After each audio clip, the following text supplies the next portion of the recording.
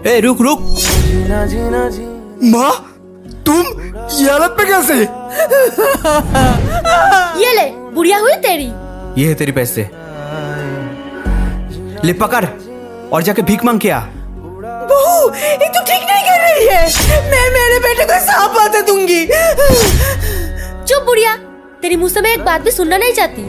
माँ तुम रो मत, तुम घर चलो चलो।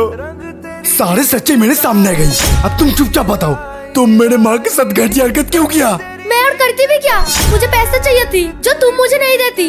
तुम सिर्फ अपनी माँ की दवाई की पैसा और घर चलाने के लिए पैसा देती थी, बस मैंने इसलिए किया। अरे जो लड़की पैसों के लिए मेरे माँ को बेच सकता है वो तो कल को मुझे बेच देगा।